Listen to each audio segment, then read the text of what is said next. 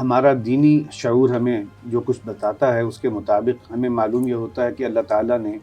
انسانوں کو ایک برابر پیدا نہیں کیا۔ ایک آیہ مبارکہ ہے کہ ہم نے تقسیم کی ہے تمہارے مابین تمہاری معیشت، نحن قسمنا بینکم معیشتکم فی الحیات الدنیا ورفعنا بعضکم فوق بعض درجات، اور تم میں سے بعض کے درجات دوسروں پر ہم نے بلند کر دیے۔ ٹھیک ہے، کس لیے؟ لیتخذ بعضکم بعضا سخریہ، تاکہ تم ایک دوسرے سے کام لے سکو۔ کچھ لوگوں کو اللہ تعالیٰ نے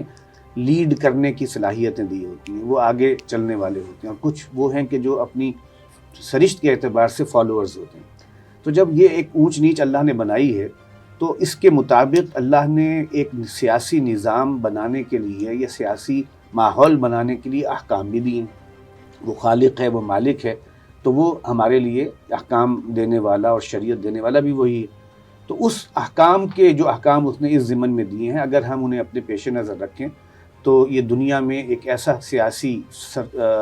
نظام کہہ لیجیے یا ایک ہیئت اجتماعی وجود میں آتی ہے کہ جس میں لوگوں کی جو فطرت ہے، سرشت ہے، ان کے بھی تمام تقاضے جو ہے وہ پورے ہوتے ہیں۔ تعلیمات میں حل موجود ہوتے ہیں، یہ نہیں ہے کہ اللہ نے کوئی ایسی تعلیمات دی ہیں جو ہماری فطرت سے متصادم ہیں۔ ہاں، یہ الگ بات ہے کہ ہم نے جو سسٹم آف پالیٹکس یا اکنامکس جو ہے اڈاپٹ کیا ہے، یہ ضروری نہیں ہے کہ یہ اس فطرت کے مطابق ہو،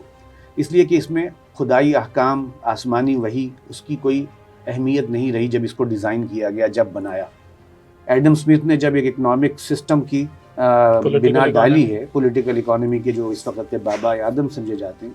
تو انہوں نے اس کو ایک سرمایہ دارانہ نظام کے حساب سے، اس لیے کہ جو اس کا اپنا بیک گراؤنڈ تھا، جس ماحول سے وہ آیا تھا، اس نے اس کے مطابق اس کو ڈیفائن کیا،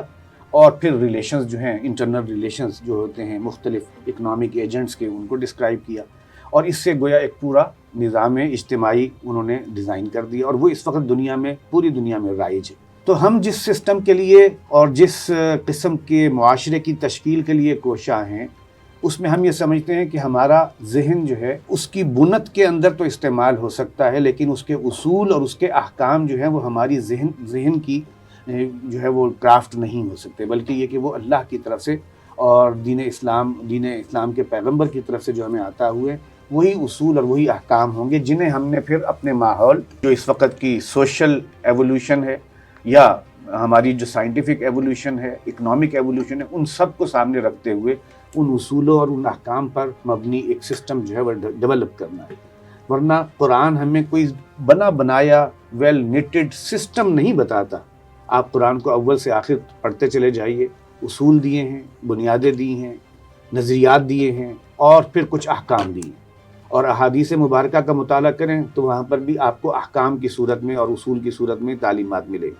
ہاں، انہیں پرو کر اور انہیں جو ہے وہ مجتمع کر کے ایک ہیئت اجتماعی، اس کا سٹرکچر بنانا، یہ اللہ نے اپنے ماننے والوں اور ایمان والوں کے اوپر چھوڑ دیا کہ وہ اپنے اپنے وقت اور اپنے اپنے ماحول کے حساب سے اسے بنائیں۔ تو آپ کا جو سوال ہے وہ یہ ہے کہ ہم اس وقت کس قسم کے نظام معیشت یا نظام سیاست کی کوشش میں ہیں۔ اس کوشش کے چند بنیادی اصول ہیں کہ وہ اگر طے ہو جاتے ہیں